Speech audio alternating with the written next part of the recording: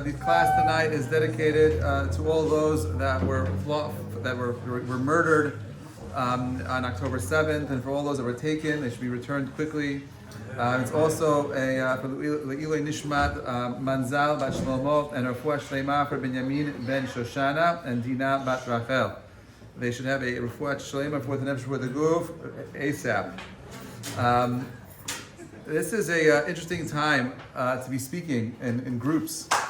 The last 40 odd days have been such a challenging time for everybody, especially for Jews in America. In many ways, a different type of challenge than what the Jews in Israel are going through. Jews around the world are going through challenges. And it's very easy to lose yourself to the negativity, the darkness that the world seems like it's shrouded in right now. I don't know about you, but I find myself, I get sleepless nights, I worry, I'm concerned, and I'm generally a very positive person. But what happened on October 7th, it shook me.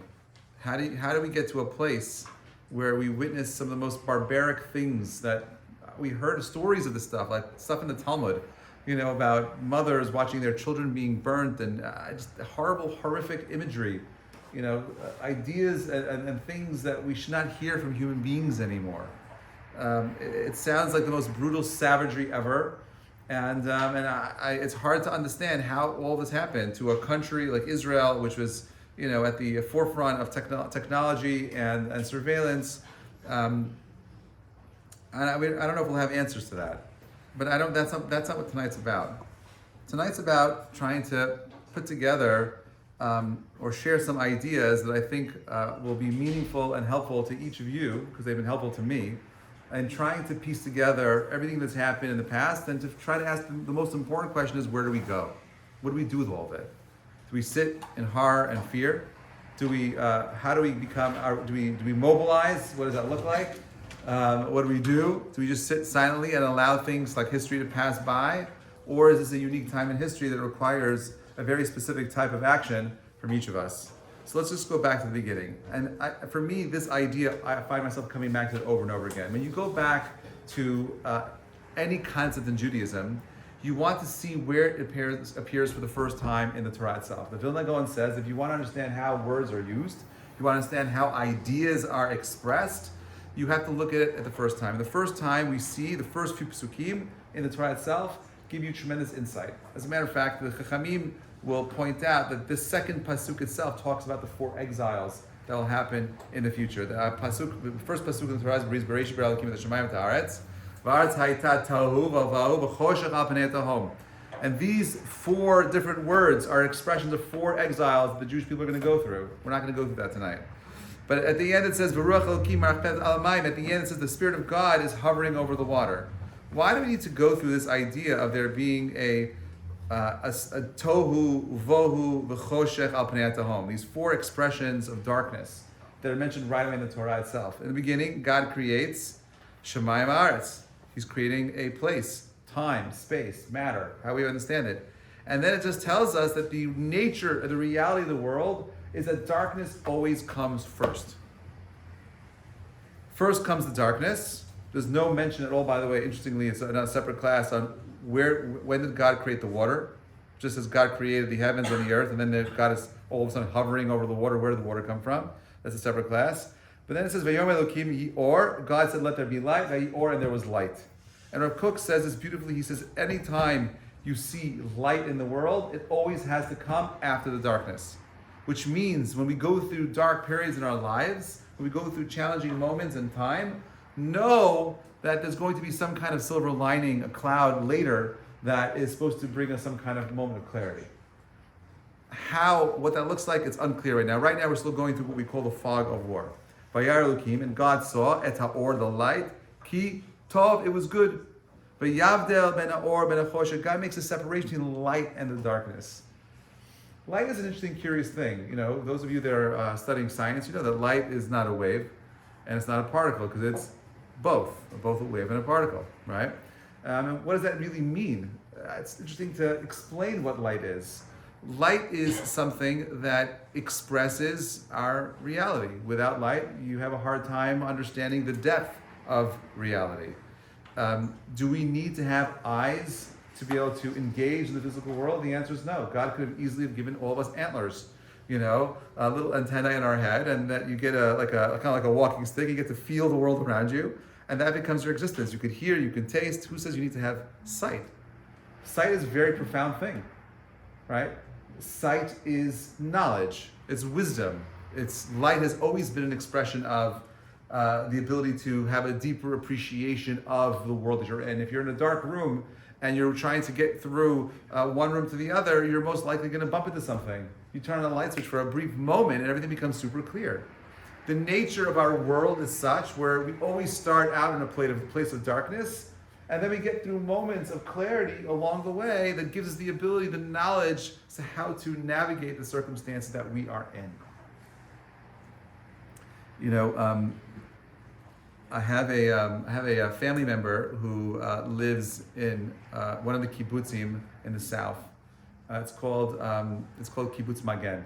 Kibbutz Magen is actually on the border with Gaza. It's one of the I know there were at least 50 Hamas militants that were sent to that particular kibbutz, and Kibbutz Magen is interesting because there was one of the members of the kibbutz felt that we're so far away. This was about 3 or 4 years ago. So we're so far away from the military. We shouldn't have to wait for the military to come respond. We need to have our own first response team inside the kibbutz, and we're going to prepare and practice for drills in the kibbutz and have our own armed forces in the kibbutz. If there's ever a tragedy, we'll know how to respond. And he tried his best to get the other kibbutzim, Barry not far away, others not far away. For years, he's been trying to get them on board, and no one took him seriously. So, it's October 7th, and just to give you context, this kibbutz, the family that we have there is through my wife. My wife's first cousin, his name is Eric. He is born in Cleveland. His parents were Holocaust survivors. He was grew up in America and went as a 18-year-old and enlisted in the IDF and gave his 4 years of time. He was a sniper, a very successful sniper for the IDF. He came back. He met an amazing Yemenite girl, half Yemenite, half Ashkenazi girl, whose family's from Kibbutz Magen, and that's the connection to Magen. They moved to America. She was also an IDF person. Came here. They raised their kids in America and had the foresight many moons ago. They have 3 kids. The oldest is 22, just finishing up his tour in the IDF. There's another son who's in West Point, one who's doing the American Army, and a daughter who's in 10th grade right now. But they knew when they came to America that they were not going to send their kids to typical campuses in America. They already had the foresight to recognize that so much of what's happening on campus is already indoctrination, right? And they're like, we're not sending our kids to typical colleges, we're going to send them to other places to learn. Other places. They had this deep understanding of what was happening here for a long time already. And they were actually moving back to Israel. They realized that, the education here is not good. Even high schools are not good anymore. Their daughter was in a public school, and they took her out and they sent her to Israel. They're making Aliyah. They're just going back to Israel. They don't want to deal with the type of indoctrination that the schools in America are going through right now. And they're like, we're out. So they're back there, right? They're visiting back and forth. Daughter's in school over there in Magen. She makes all these new friends in this kibbutz, and she's making friends in the local schools. It's like you meet all the girls from the kibbutzim around, right? October 7th happens. Okay, she was supposed to be in Barry. She does this last minute. She decides she wants to stay home. She goes. She's not with her friends. Some of her friends were at the rave, at the party over there, and her whole world has changed very quickly. Friends that you've met, families that you've met, neighbors that you've met, gone. Imagine neighborhoods of people. Like thinking about walking down your block, God forbid, and every house burnt down, every family wiped out, erased, gone. When they came in, they had the names of the families, the names of the children that live in the homes, their ages. They knew which bedrooms they were in. It was that methodical. It wasn't just random. So when they came to Kibbutz Magen, they already had a response team. Kibbutz Magen had 1 death in it. Okay, the guy, there was one guy that died. The guy that started the whole entire program, he was a 72-year-old man. This is like his initiative. He was airlifted. He was saved. At the end, he was shot. He had amputated his leg. And like last week, he's like, I'm ready to go back. I'm ready to go back ahead. He's like, ready to go back in and fight. What happened? That night, they already heard what was going on. They saw one of them, okay, recognize a weakness in one of the fences, okay, already from the week before, which means it was planned. They went there that night, and they killed 50 Hamas guys trying to come in themselves. Okay, and Sagi, which is Maran, Eric's wife's brother-in-law, Sagi, he himself killed 7 Hamas guys on his own. Okay, these people were prepared. Okay, they're prepared. Now, story is fascinating. So Maran, she sends out like this. If anyone wants to see the picture and or the story, I'm happy to send it to you because it just sounds so wild that like I can't make this stuff up. So what does she this thing, October 7th happens, a week later passes, and she gets a phone call from Osher. This is a kibbutz, so everyone knows each other. Osher is the guy that is the lifeguard at the pool.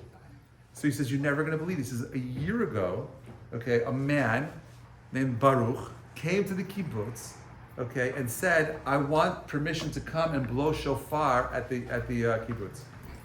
So like, what are you talking about? Why do you want to blow the shofar? It was like some random day, literally about a year ago, like October 6th, a year before, 2022.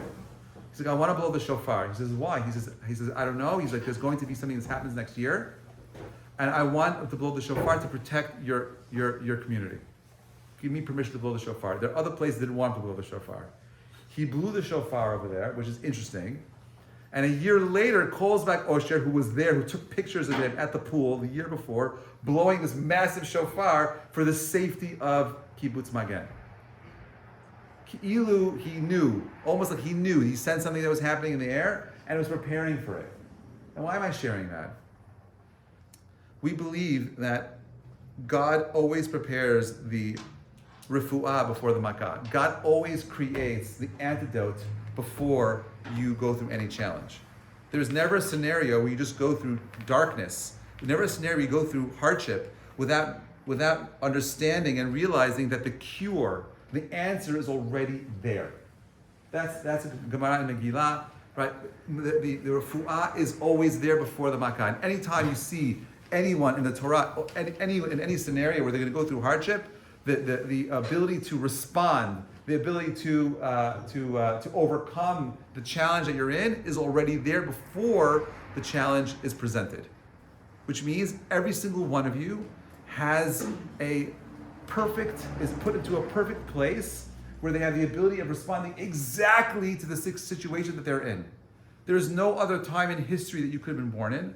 There are no other set of parents that could have raised you. There's no other community that could have created a situation that gave you the ability to be the best version of you. And all you have is the situation that you're in. Now, well, what's the response? What's the response? How many people here went to the rally in Washington, D.C.? By a show of hands. Okay, surprising, right? Now, why didn't everybody in this room go? Oh, it was challenging. I had school that day. I had work. I had what? Excuses. Now, why was it important to go? Okay, and just want you to think about it for a minute. I want you to think about it. I'm not surprised, by the way. It's hard to see that. There's like 5 hands that went up in this room. But I want to tell you why it was important, just so you understand what's going on. Okay, there's 2 kinds of people. There's the kinds of people that let life happen, and there's the kind of people that make life happen. There's the kinds of people that are going to just allow history to unfold itself and just sit back and think that, whatever happens, happens. I'm okay, I'm safe, I'm in Great Neck. Right? It's safe here. We're good. Right? And nothing's going to happen here because we got our community and we'll protect each other. Yeah. And then there's another group of people that say, you know what, holy cow, this is an opportunity to do something, to get up and feel like you're a part of something bigger than the place that you're from, and you lose out on that opportunity. That's what I believe the rally was about. Rabbi Hadjoff, his first name is Lawrence, and we're good friends. We send each other, WhatsApp videos, we share videos, content all the time. So I'm very quickly, I'm sending him a video. I think it's Lawrence, and I accidentally sent it to my rabbi, Rabbi Lawrence Kelman. I sent him this video of Golda Meir. It's like a clip that's been going around of her threatening to bomb whatever it was, and talking to I forget who it was at this point, And it's like a very powerful scene. And I get a response. I'm like, oh, he said, I got a response from the rabbi. He's just like, wow, with an exclamation point. And I'm so embarrassed. Like I sent this to my rabbi, like this video scene of Gold in the ear, like aggressively pushing, for release, and like how she's threatening, and I'm so embarrassed. But I'm like, you know what? Let me take this opportunity to ask the rabbi a question. Like, it's impossible to get the guy on the phone. So I'm like, oh, I'm so sorry. I really didn't mean for you to see that, but I'm glad that you did. Can I ask the rabbi a question? And I'm like, and my question is, what are we supposed to be thinking right now? Like, we're so lost in so much darkness. I don't feel like I have clarity. What's the response? Is there any kind of inspiration the rabbi can give me right now? So I'm like, it's B'nai Shemayim. I messed up Lawrence Hadjioff. Sends Rabbi Lawrence Kelman. Let's see what he sends back. So what does he do? He sends back a picture, and if you want to see it, I have it. And he's his reflections in the glass of his door, the side door. And he has a sticker with an Israeli flag. And on the side, it has, B'yachad nenatzeach. Together, we will win. So he's like, that's the theme of what everyone in Israel is feeling right now. The feeling in Israel right now, which I'm going to Israel on Tuesday with a unity trip with the Safra Synagogue, and we're going to be visiting some of the homes of the people who were abducted, some of the parents who lost children who were taken hostage. We're going to be meeting with some of the families whose children were killed. We're going to be meeting some of the soldiers who families who are sitting Shiva right now and going to give them chizuk. And we'll be doing our thing, just spending a week of just volunteering, in the north where there's a shortage of farmers right now. There's a shortage of workers in the country, doing what we can to just spread love, unity as much as we can. Do I need to do this? No.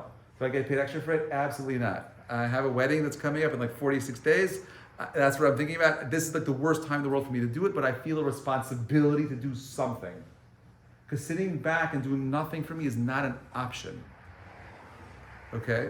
So he says that this is the feeling in Israel. Everyone feels this power of achdut, of being one. And when you feel that power of being one, you are so inspired. Every minute of your life, every day you wake up, you're like, what can I do? How do I support? How do I help? There's no one in Israel that's sitting passively right now. Most of the men are in the north, in the south, or in the west. You don't even hear half the things going on in Israel. You're only hearing about what's happening when sometimes there are rockets that are being fired from the north, or some of the incursions that are happening in the south. But there's so much more that's happening that you're completely oblivious to.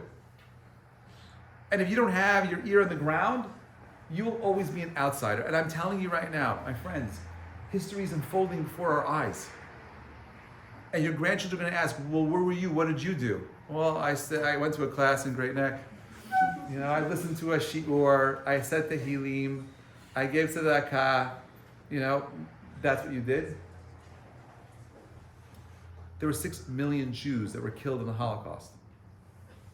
And plenty of them just said, okay, it's not, we're safe in our neighborhoods. It's okay. They're not going to come to Austria. They're not going to come to France. They're not going to come to Italy. They're not going to come to Greece. Because the Germans really go to another country and come to my neighborhood. They're not going to go to Bratislav or Poland or Budapest. But they did. Do you know that the Nazis tried to get all the Jews? There are 250,000 Jews in Morocco in 1939, and Hitler demanded from the king that he hand over his Jews, and he said no. He was going everywhere. There was no place that these people are nuts. They're going to go everywhere. I'm not saying that I'm not trying to scare you. I'm trying to mobilize you. The world has changed. And if you won't wake up to the fact that it's changed, you're just going to wake up to some horror scene and not understand how it happened here. What's happening on campus is unreal. It's such a double standard. It's intolerable. The fact that people today feel comfortable sharing anti-Semitic remarks, who feel comfortable shouting things like gas the Jews in public, is unheard of. When the Jewish community is attacked the way we've been attacked over the last few weeks, that's usually the canary in the coal mine. That's usually a warning sign that there has been a massive moral degradation in the community that you're living in. If you're living in a country where people coming after the Jews, that's a problem for everyone here. Well, what's the response? Right? The response is, at the very least, to feel a sense of community, a bigger community. You're part of the Jewish people. How are you supporting each other? I have a student who's at NYU, who's one of the 3 students that are suing NYU for creating an environment of anti-Semitism and hate, and an environment where he feels unsafe. And he's being pressured by members of his community to drop the lawsuit, because it's going to impact other people in the community attending the school. I'm like, well, what about the bigger picture? But the community comes first.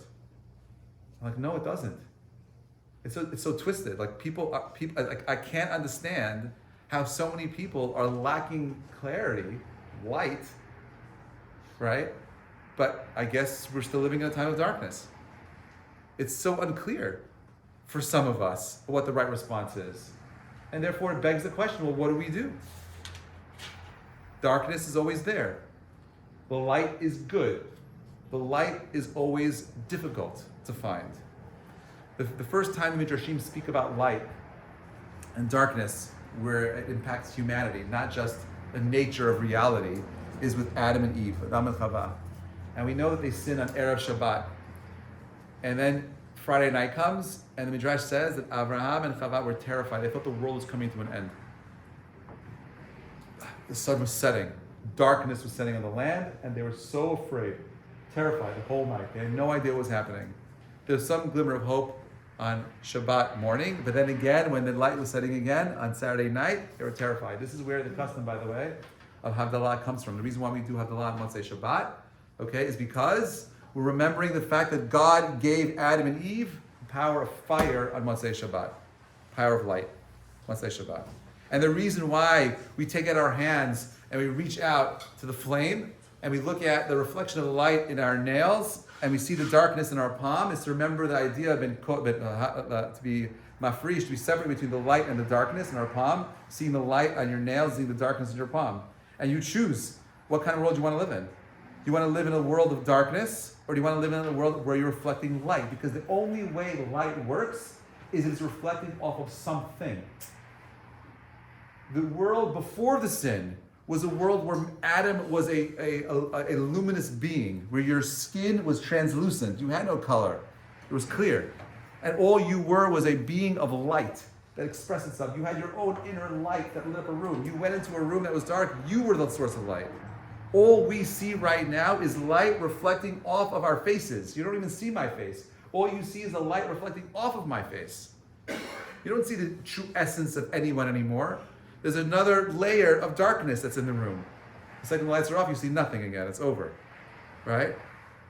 Well, what does it mean to like look out and look at the nail again? You choose. Do you want to be a luminous being, right? Or do you want to be a being that's lost in the darkness? To be lost in the darkness means to be passive. It means to be apathetic. Apathy is the greatest disease of the United States of America. To be sitting there mindlessly, living a life on TikTok and watching and scrolling all day means you're living an apathetic life. Because every moment of life is an opportunity to get up and do something profound. It's an opportunity to get up and become someone more. There's a pasuk in Mishlei. It says, "B'ayin chozer yifra am, b'shomer Torah ashrehu." Where there is no vision, the people perish. Only those people that keep the law are happy. Right? If there's no vision, perish. What does that mean, not to have vision? What does it mean to have clarity? What does it mean to have the ability of Ezu HaChacham Haroeh Atanolad? What does that mean? The wise man is able to see that which is going to unfold. If you've ever driven a Tesla, right?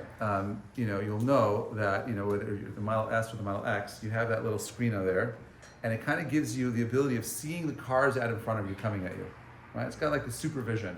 It sees that, and if I know what cars are coming out in front of me, like about half a mile in front of me, I have the ability of responding differently. The wise person is a person that's not just looking and being stuck in time where they're at right now. They're the individual that's able to look forward to the future and say, you know what, well, where do I want to end up? Where do I want to go? What do I want to be? What do I want the future to look like? Because if you allow things to happen on their own, then you're allowing yourself to kind of give into what we call mazal. That's whatever your mazal is. You want to be someone that is, impacted by your mazal, then just let go and just whatever your mazal is, it's your mazal. Whatever merits you may or may not have, that's where life will take you. But we know that Am Yisrael have the power of being above and beyond their mazalot. They have the power of being bigger and greater than the place that they come from. But the only way in which you can do that is by proactively wanting to express a better part of who you are.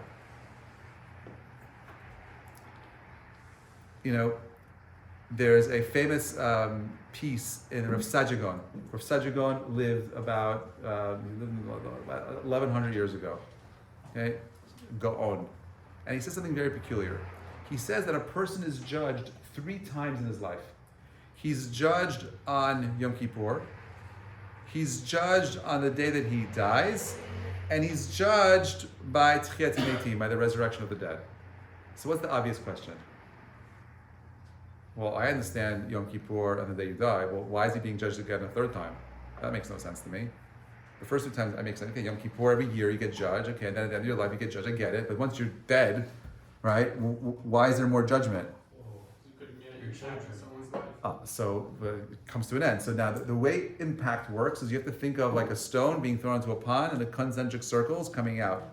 That wave of potential it can't be measured when you die because that wave is a continuous wave until the end of time.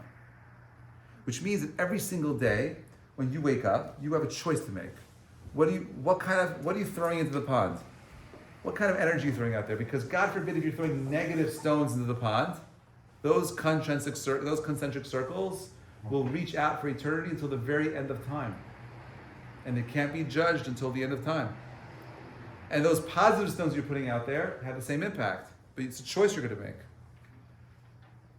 The only thing in the world that you're in control of is your response to the circumstance that you find yourselves in. That's it. I can't control anything else. I can't control the time that I'm in. I can't control anti-Semites. I can't control Hamas. I can't control the rockets. I just can't control anything outside of myself. But the only thing that I am in control of is my response to the situation that I'm in. Do I allow this time to be a time where I'm lost in the darkness? Or am I going to be the individual that's trying to fast forward and have vision to see the light into the future? That's on you. It's on you. You're feeling paralyzed, depressed, stuck. That's on you. That's your choice. In Israel, people aren't depressed. No one's depressed in Israel right now. When I speak to my family in Israel, they're pumped. I'm serious. They're out. The kids are in school. People are out there. They're helping each other. There's a sense of responsibility. Everyone is engaged. But part of the challenge of being in America, and the challenge of America has always been a little bit of complacency. I don't know, it's so comfortable here, it's so easy, I don't have to really struggle hard. There was a interesting survey that was done many years ago about why Chinese are so much better in math than Americans are. And they said that the reason why the Chinese are better in math is because of the primary grain that they grow in China is rice, right? Not basmati, but whatever, they have like some other, short grain rice. And in order to grow a rice paddy, you have to find the right amount of water and light. You want to do it on a hill, so it drains itself. There's a lot of strategy that happens when you're going to make a rice field. But when it comes to the grain of choice in America, you know what the grain of choice in America is? Wheat. Do you know how you plant wheat? So you grab some seeds, throw it over the air, and you walk away, zero planting. That's the beauty of America. America, the breadbasket of the world, requires zero effort and you got success. In China, if you want to make a little rice paddy, a little bit of rice in your grain to sustain you, you have to have all this planning and thinking through about how to make it. And that's what math is. Math is really about having the ability of working through problems and solving them, thinking a bit forward, right? That's what it is. So the natural challenge of being an American, a Jewish American prince or princess, is, right, are you able to spend more effort and energy and pull yourself out of the space that you're in? It's called escape velocity. Escape velocity is a term that's used in science to talk about how much energy you need to pull yourself out of the atmosphere, because gravity is pushing you down. And that's the world that we're living in. We live in a world where everything is against you. There's always negative forces pushing you down. And if you want to be able to break out of the place that you're in, if you want to break out of the cycle that you find yourselves in, you have to put out more effort and energy than the energy that's pushing you down. Escape velocity. And it's all there. It's all there waiting for you. And it's just, what's demanded of you is a little bit of effort. That's what Chachamim say. They say, if you open up your heart, the size of the eye of a needle, I'll open up Sharei Shamayim for you. But if you're not going to do something for yourself, Hashem saves those people that are willing to save themselves.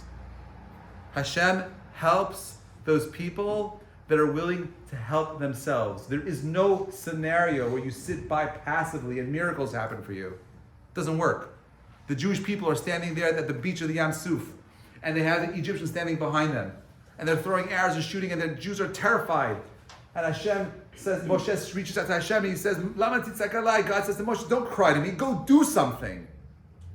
Don't wait there for a miracle, do something. Nachshon ben Aminadab jumps in, and the Jewish people follow him, and when they finally move into the water, and the water is reaching their noses, where they can no longer have access to oxygen, that's when the sea splits. When the Jewish people are fighting Amalek, Moshe has to keep his hands up. Why? Why has he got to do anything? Why does God require effort from us? Because He wants you to be His partner. You're His partner. You're here to be a partner with God. And if you're not going to participate, engage, you're not pulling down the shefa from above into this world, then know that everything that happens to you is coming from you. This is what the Mishnah in Perkei Avot says. Da ma lemala mimcha. Know that which comes from above you. Change the comma. Da ma lemala. Know that which comes from above. Mimcha comes from you. You choose what this world looks like, not God. Did Hamas have to carry out those negative attacks? Is that just God's plan? Is that what God wanted? He wanted babies to be burnt in ovens? He wanted savages to rip out a baby from its mother's womb and kill it, and then kill the mother? That's what He wanted? Is that what God wants? That's not the God that I believe in. When Abraham says to Hashem, "B'ma eda, how will I know that you'll keep your reward?" He's punished. Hashem says to Abraham, "You and your descendants will be slaves to a stranger in a strange land." Now we know what happens. The Am Yisrael end up in Mitzrayim, and the Egyptians go ahead and they enslave the Jewish people. And they're there for 210 years. The question is, why were the Egyptians punished? Weren't they just doing what God wanted? God said the Jewish people should be enslaved. Why should they be punished? They are actually fulfilling God's command. Right? So Chachamim say the reason why they're punished is because God did not want them to go that far. Who said you had the right to throw babies and drown them in the river? Who said you had the right to use babies as mortar for bricks?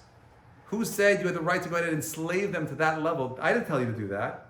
I didn't tell them to make it bitter for them. You went beyond what I wanted. And this is the hardest part of, I think, this conversation tonight, because there's something called free will. When Hamas chose to do this act of savagery and barbarism, okay, they didn't have to do what they did. They could have taken hostages. They could have killed in a merciful way. They were cruel. They tied people up in barbed wire and burnt them alive. And how do we know that? We know that because if you're dead and you're burnt, we don't see the soot in your lungs. Right? But if you're being burnt alive and you're breathing, that stuff gets inside of your lungs. So we know that they were tortured. These people were tortured for no reason. 1,200 people tortured. Is that what Hashem wanted? God did not want that. These are people that are exercising their own bechira, their free will, in the most horrific ways. Right? So when we see these acts of terrorism, when we see a world that has gone insane, where you have Muslims standing in the street corners of New York and saying things like Abraham was a Muslim and Moshe was a Muslim, right? And no one's saying anything. And they talk about Jews and not being indigenous to the land of Israel as being, colonizers. It's insane. When the world takes on a position where, we have to create safe spaces because silence is violence, and people get out and they start screaming things like gas the Jews or Hitler was right, that is a tell that something is broken in the world that you and I are in. And it demands a response. It demands a very strong response. We cannot afford as a community to sit by silently. If we sit back, all you're allowing is the darkness to come through. How do you fight the darkness? Right? Can you fight darkness with a sword? Can you fight darkness with weapons? No. How do you fight the darkness? By lighting a candle. Right? By turning on the light. How do you and I turn on the light in this world? What can we do to bring more light into this world? I could think about chesed. I could think about volunteering. I could think about doing spiritual things, say praying for people, giving charity. I could think about all sorts of things. But I'm telling you that the place where we bring the most light into this world is at home. It's how we respond to our parents. It's how we respond to our family. It's how we respond to the people in our community. It's how we respond to the Jewish people as a whole. That's where you bring the light. Don't worry about the big things. It's the small things that matter. Every single person in this room has a unique set of challenges that are designed to help them be the best version of themselves. That is what life is about. No one else can overcome the challenge that you're in except for you. How you respond to the situation you're in matters the most. Period. You want to fix the darkness? Well, you have to fix yourself. That's what you're here. I can't stop Hamas, but I can choose how I'm going to respond to the situation I'm in. I'm not typically vocal about these things. I'm not typically the guy that goes to rallies. I don't like going to rallies. I didn't want to go to the rally. But I want you to know I hated what happened at the rally. I didn't like the speakers, I didn't like the speeches. I felt like they missed the whole mark. But the reason why I went was for one simple reason. I went to this rally because I thought it was important for me to put myself into a place where I'm showing other Jews that I care. That I'm not a silent member of my community. That I'm willing to get up and travel for 5 hours to Washington, D.C. and take a day off of work, which is hard, leave my family behind, and spend that whole trek of 15, 16 hours of traveling around for 2 hours of fame, standing together with 300,000 people. But that's how important it was. Because we're never going to get a chance to show that. I'm embarrassed there are only 300,000 people. There are 5.5 million Jews in America. We should have had 1 million people there. 300,000 people is nothing, because remember, it wasn't only Jews, it was Christians and other people there as well. We can't get 300,000 people. We can't get 500,000 Jews to show up at an event. What are we doing wrong? You don't think that the Jewish community is important? You don't think Israel is important? You don't think that you matter when you show up? You're wrong. You're just wrong. The way in which we bring or into a world of darkness, okay, is by standing up. It's by not being afraid. It's by not being afraid to be challenged. It's by showing strength. It's by having confidence. It's about believing in your own personal mission. It's about believing that you matter. You didn't show up because you don't believe you matter. You don't believe that what you say will make a difference, and you're wrong. Every one of you are wrong. Every single person here has the ability of making change that only they can make. This is the idea of Kol Yisrael Arevim Zeh Lezeh. We're all interconnected. What you do matters. What I do matters. And it impacts everybody here. It doesn't matter for me. It doesn't matter what community you come from. It doesn't matter what part of Iran your family came from. Right? It doesn't matter if it's there or someplace else. To me, it's irrelevant. I don't care about the borders. The purpose of borders, the purpose of communities is to create an identity, right? Now, they only work to a degree because all people are flawed, which means all communities are flawed. And if the identity that you have isn't at the core of it a Jewish one versus a Mashhadi, Tehrani, Esfahani, or some other interesting place in Iran, then you're missing the point. You are a Jew at your core. It didn't matter in Tajikistan, where a few weeks ago, where you had that crazy mob running through the airport looking for Yehuds. You think it mattered to them what part of the world you came from? You think it mattered to him if you were Italian or Greek or Polish it didn't matter to him. They don't care. They're not going to discriminate where you're coming from. They don't care. A Jew is a Jew. Period. And you represent an existential threat to every single person that hates you. Because when those people that hate you, what they really stand for is a world of lawlessness. They stand for a world without morality, a world without values. At the very least, at the core, I hope that you have an understanding of what you're fighting for. And if you don't, wake up, sisters. Wake up, brothers. Because if what we're going through is, in fact, those days leading up to that special day of Bayom Hahu Yeh Echad U'Shmo Echad, that day where we become super clear that there is a God, know that you're going to lose the ability to make any kind of real change. That when life gets difficult, when the world that we're in is shrouded in darkness, that is the greatest opportunity for growth. That is the greatest opportunity for the development of the self. And at some point, we believe those doors close. We are not going to live in a time where we forever have darkness. There's going to be a time where we step into the light. And the darkness will be vanquished, it's gone. And all you will be is whatever choices you have made. So think of it like this for a minute. Imagine you're shipwrecked and you end up on a beach. And the beach has these fancy diamonds and emeralds everywhere. They're everywhere. And you see a ship that's coming and it's rushing you to get off. And now you have a chance. You can sit there and you take a couple of these stones and you put it in your pocket. And you get back to shore and you show it to your friend. He's like, holy cow. He's like, where'd you get this stuff? This is amazing stuff. These are amazing gems. He said, I was on this beach. I was there for like a few hours. And he's like, you only took 4 or 5 stones? What's wrong with you? What do you call that guy? Whatever you want to call him, right? Right?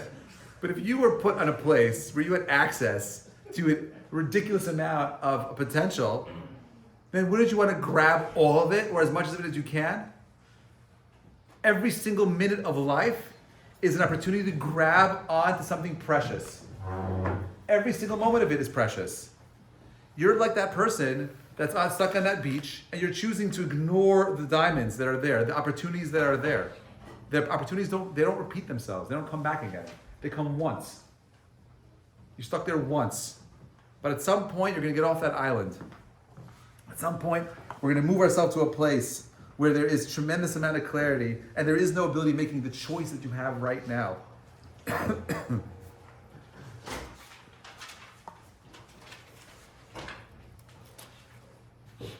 Pasuk says, Ner Hashem Nishmat Ha'adam.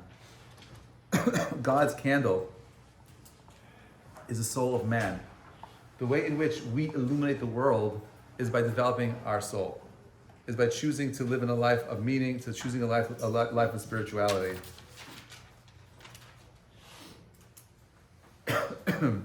Rav Kook says, the purely righteous do not complain about the darkness, but increase the light. They do not complain about evil, but increase justice. They do not complain about lack of faith, but increase faith. These are people that recognize that there's challenge and they're doing the opposite of the situation they're in. That is your life. He wrote this, by the way, before when World War I broke out. He was collecting money in London from Israel. He was the chief rabbi of Israel. And he went to England. And thank you so much. He went to England and he got stuck there because of World War I. And he wrote a book called Orot HaMilchama, The Light of War. And it's a short essay. It's like it's a pamphlet more than an essay, and it's amazing.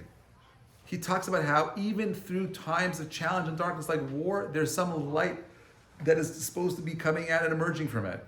I don't know what comes next. I know that we're still in the darkness. But I know that in the same way, the Torah says, I know that God says next, there will be light. There is going to be clarity. There is going to be a moment of revelation where it all becomes super clear. This is true with everything in the world that we're in right now. And it's not an accident, by the way, that the month of Kislev is the month that we celebrate the special miracle of Hanukkah. I'll explain to you why. If you're looking at the world right now, the world looks like it's dying. Okay, the fall is here, all the trees, all those beautiful leaves falling down. The trees look like they're dying. It's getting colder out. It's getting harder to be outside. We're in the darkness. You wake up in the morning, it's dark. You get home from work, it's dark. It's just dark everywhere. The nature of the world that we're in right now is a time of darkness.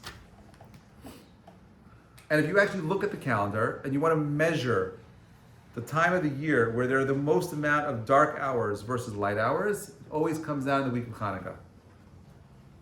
The week of Hanukkah is always the darkest time of the year.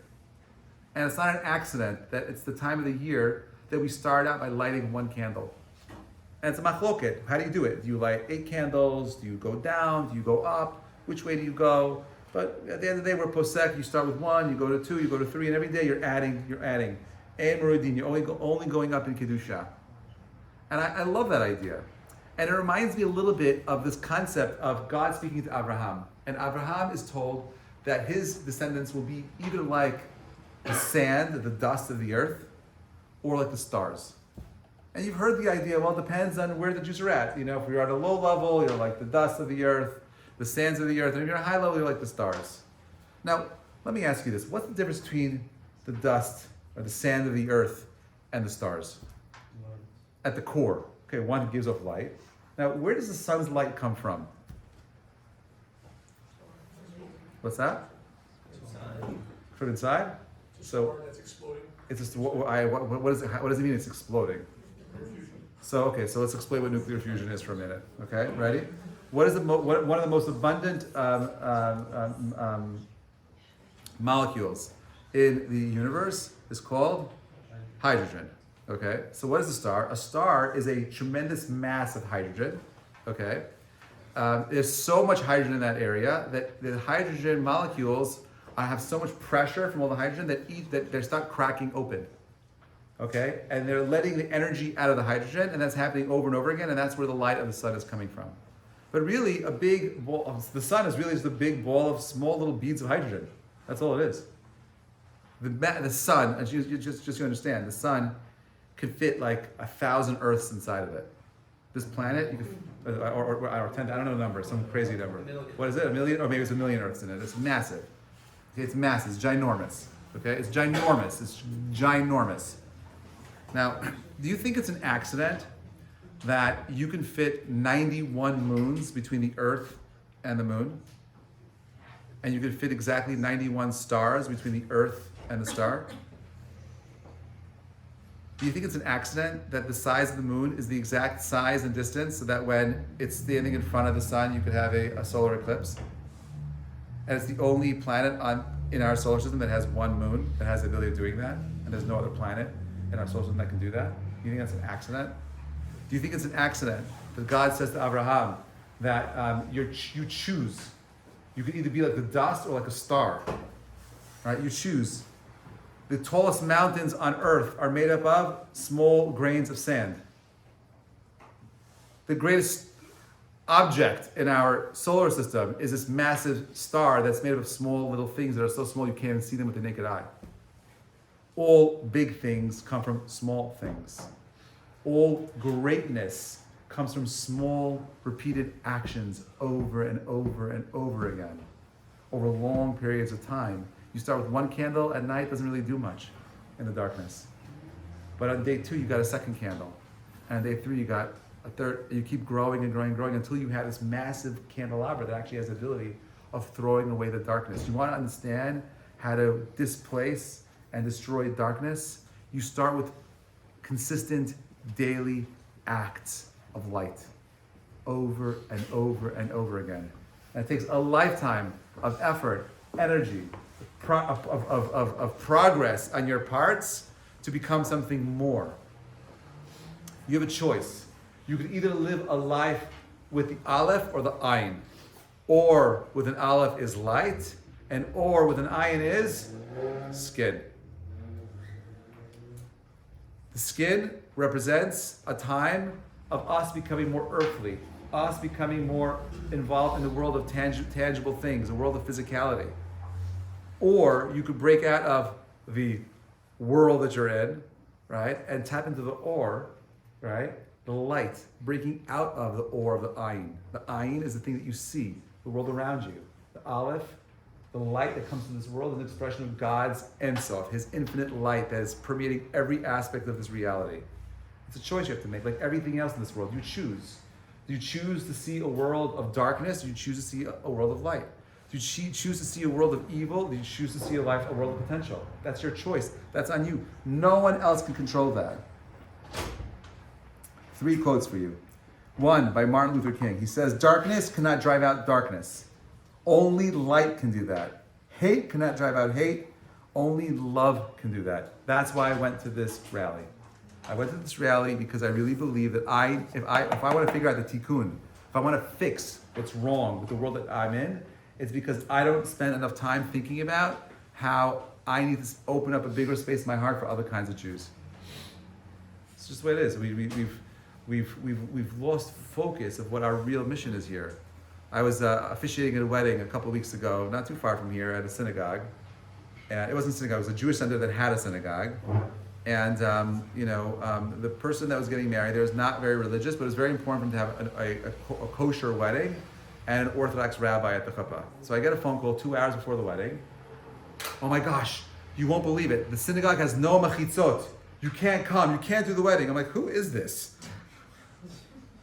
Right? No machitzot. I don't know if it's reform or conservative, this and that. I'm like, "I can't come." This is like a very close member of the family. He decides he can't go. He asks his rabbi. The rabbi says, "Asur, you can't be there. You got to run away." This and that. I'm like, "Oh my God, who are you calling?" I'm like, "Don't tell me. I don't want to even know." Right? I went there and I said, and I spoke to him because I saw him leaving. I said, "No, what are you doing?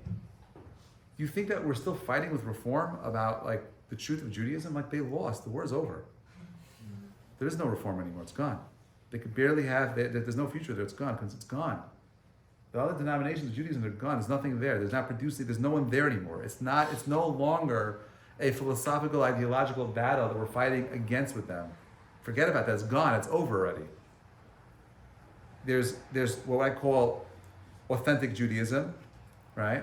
Which is what our families always kept, irrespective of how religious or irreligious they were. They always went to an Orthodox synagogue. They always believed in authentic Judaism. And that's the Judaism that's here today. We're not fighting against other Jews anymore. We have to create space for loving other Jews today. Rabbi Yisrael Salanter, who was alive right after the generation of the Chassam Sofer, who actually put all reform into Cher. He put them into he created a space where everyone that was reformed was put into exile, the exile of the community. Rabbi Yisrael Salanter said that if it was up to him, Rabbi Yisrael Salanter was one of the greatest rabbis that lived 150 years ago. Okay, he was a father of the outreach movements on campus. He was the first campus rabbi in Europe. Okay, he said that if he was alive during the time of Chassam Sofer, he would have fought against him and he would have opened up a Beit Midrash in every single Reform synagogue. Because you can't have dialogue, you can't fix the problem, you can't challenge the people if you don't have access to them. Why would you cut yourself away from them? They're misguided. Challenge them. Go out there, talk to them. You cut them off, you cut everything off. We're at a time in our history where we need to be united as Jews. We need to stand together. We can no longer afford to be quiet. We can no longer afford to take a silent, role in what we do as a people. We need to stand together, and we need to do it now. Because every single day, as the darkness begins to envelop the world around you, and I'm telling you, it's going to get challenging more so in a few days from now, and then again in a few days from that. If we don't feel compelled, it's not only you, it's everybody here, it's our parents. Everybody here, you got to get up and do something. But if you're staying in status quo, nothing has changed for you. You're missing out on the most amazing opportunities of you feeling like you're part of something amazing. Because the world is changing. And it's going to make a choice. Whatever the world changes, when shift happens, it does two things. It shifts so fast that it leaves the whole group of people behind, or the people that were ready, it throws them forward and becomes something much more profound. That shift will determine whether or not you live in a life of the light or in the darkness. Leonard Cohen, famous singer, says there's a crack in everything, and that's how the light gets in. When you're feeling broken, when you're feeling sad, when you feel it challenging, understand that the cracks that we go through in our lives is where the light gets in from. And last and not least, Anne Frank, she wrote this in her diary. She said, look at how a single candle can both defy and define the darkness. Look at how a single candle can define or defy the darkness. It's one small action. It's one small thought. It's not remaining silent. It's not standing still. It's not allowing things to remain they are. There's going to be a judgment. And each one of us are going to answer for, well, where were you? What did you do? You can't figure it out. Let's make a chabura. Let's figure it out together. But if we do nothing, we're responsible for bringing the darkness into the world. But it's when we stand united together, nothing can stand up against us. The Jewish people have suffered because we've been divided. But we understand that this galut is about sinat chinam, it's about baseless hatred. We understand that the world that we're in right now is a result of Jews being unable to see the beauty in other people. We're not perfect. We're far from perfect. But part of our avodah is to create a space for another person. It's not just about you. If you're living a life where you're only thinking about what you're taking from your environment, you're missing out on what real life is about. Life is about the opportunity to give, to create, to build, to share, to give of yourself, to be of service. It's not just about making money. It's not just about driving fancy cars, not about building houses. Those things are important. I'm not saying you shouldn't have that, but that's not the bane of your existence. You're not going to be measured by the things that you've built on this planet. That's material. You're going to be measured by the things that you've done in terms of your spiritual and character development. My blessing to each of you is that you recognize that during these times of darkness, that it's really up to you and only you to change the tides of darkness into light through the small actions that you do. Hashem should bless you to help you recognize that you are, each of you, are a nuclear power plant of endless potential. And that anything that you set your minds to, Hashem should give you the bracha to be able to accomplish it. You should be reminded and be mindful of the fact that the only limitations that you have in this world are your own, the ones that you set for yourselves. And last and not least, I'm confident, Bezrat Hashem, sooner than later, we will see the Yeshua. It said, Yeshua Hashem ke'harf ayin. It says that God's salvation is like the blink of an eye, in the same way we blinked into this warped, bizarro reality that we're living in right now. I'm confident we'll blink out of it together soon. Thank you so much for coming, Rabbi. Very quickly, two things. One is we're going to do our beat here. There's going to be a dairy dinner, I believe, next door. So I guess, ladies, if you want to go start, not that you have to do anything, but the guys that want to pray, we're going to pray in here. The ladies are going to go out there. We're going to put up mechitzot again. And one other thing is that on Tuesday nights, we are starting classes for the ladies. I was supposed to start this Tuesday, but because I tried changing my schedule with this trip, it's not going to happen. Rabbi Hajjaf will do the next couple, and then I'm going to start sometime whenever Shani tells me to. And Bezrat Hashem, I'm looking forward to it. It'll be really awesome. If you haven't signed up, please ask Shani for details. Wishing you all an amazing week. Thank you so much, everybody.